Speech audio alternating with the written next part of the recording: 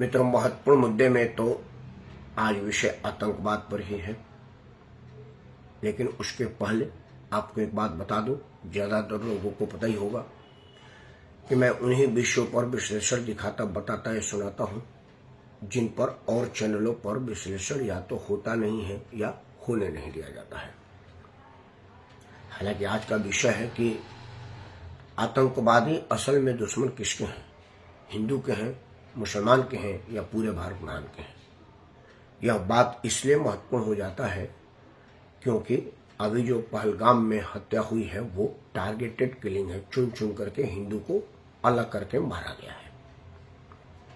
इस पर विस्तृत चर्चा करेंगे, लेकिन एक बात आपको बता दूं, वो मेरे इस बात का पुख्ता प्रमाण होगा कि मेरे चैनल पर उन्हीं विषय पर विश्लेषण दिखाई बताई या सुनाई जाती है जो और चैनलों पर या तो होती नहीं है या होने नहीं दी जाती है। मतलब कि उत्तर प्रदेश सरकार ने महाकुंभ में अपने व्यवसायिक आमदनी का घोषणा कर दिया। सुना जा रहा है कि 3 लाख करोड़ रुपया या कुछ ऐसा ही आमदनी हुआ है, उत्तर प्रदेश सरकार को राजस्व का प्राप्ति हुआ है। यह वह वसूली है जो सीधी तौर पर दिख रही है। मैं समझता हूं कि इससे ज्यादा सरकार को पता ही नहीं चला होगा। वो इसलिए कि 40 लाख रुपया से नीचे की अगर आपका ट्रांजैक्शन है तो आपको जीएसटी लेने देने की आवश्यकता नहीं है, ना ही जीएसटी में रजिस्टर करने की जरूरत है, ना ही जीएसटी में रिटर्न देने की जरूरत है। तो जो लोग 40 लाख रुपए से नीचे का काम किए होंगे और उन 40 लाख रुपए के काम किए गए होंगे तो वो कहीं पर पंजीकृत नहीं होंगे। मतलब जो 40 लाख से ऊपर किया उनकी जीएसटी कलेक्शन और आमदनी के स्रोत के हिसाब से यह 3 लाख करोड़ का अनुमान लगाया गया है।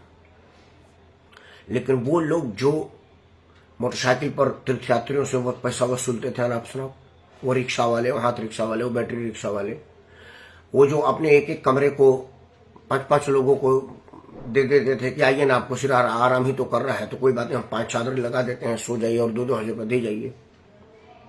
वो लोग जो जूता और कपड़े की रखवाली करने के लिए पैसे लेते थे, कई लोग तो घाट तक पहुंचाने के लिए शॉर्टकट बताने के लिए 500 हजार रुपये ले लेते थे। तीर्थयात्रियों ने ऐसा बताया है, वो इसमें नहीं है। बाकी जो इंफ्रास्ट्रक्चर योगी सरकार और मोदी सरकार ने बिल्डअप किया है उत्तर प्रदेश में, वह परमानेंट यूपी वाले और देश वालों के काम में आएगा, यह उसमें वर्णित नहीं है। क्योंकि जो नेशनल हाईवे और एक्सप्रेसवे का जाल अब देश भर में बन गया है, उस पर व्यवसायिक गाड़ियां चलेंगी और व्यवसाय में कितना अमूलचूल परिवर्तन आएगा यह देखने वाली बात होगी। तो एक साधे सब सदे, सब साधे सब जा कहा जाता है ना। तो एक महाकुंभ बहाना था, असल में समस्त देशवासियों को रोजगार में लाना था। वो योगी आदित्यनाथ ने ला दिया है। थैंक्स टू पूज्य योगी आदित्यनाथ, आपके दूरदर्शी निर्णय को दूरगामी परिणाम देने के लिए।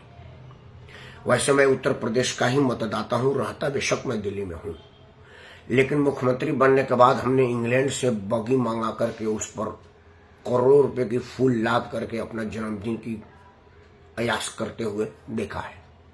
मुंबई सिनेमा तारिकाओं को करोड़ों रुपया की बुकिंग से ठुमके लगवाते देखा है।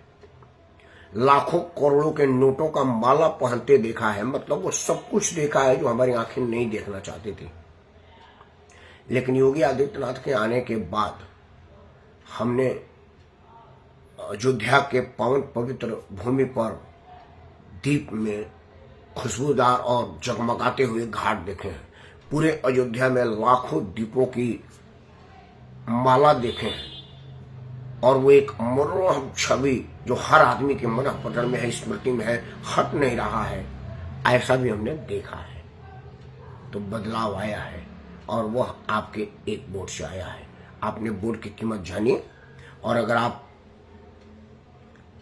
मुंबई सिनेमा के नायिकाओं को नाच में पैसा बर्बाद होने देना नहीं चाहते,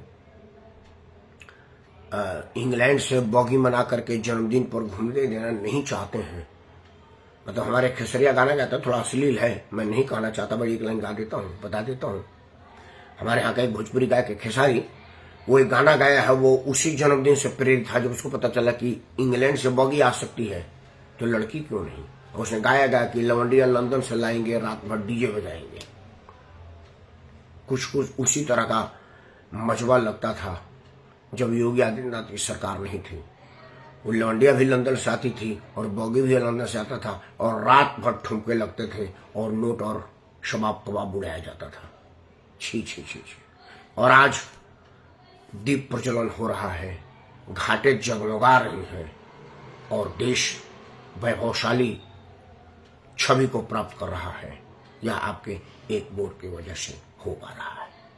खैर, वो बात इसलिए रखा क्योंकि मेरे यह बात साबित हो कि मेरे चैनल पर उन्हीं विषयों में विस्तार से दिखाई बताया सुनाई जाती है जो और चैनलों पर या तो होती नहीं है या होने नहीं दी जाती है। तो यह विषय अगर आपने किसी चैनल पर सुना हो तो जरूर बताइएगा। हाँ, एक नेटवर्क 10 न्यूज चैनल है जिसने इस विषय में विश्लेषण किया था और मुझे बुलाया था, तब भी मुझे पता चला, नहीं तो मैं तो पता ही कहां से आता था।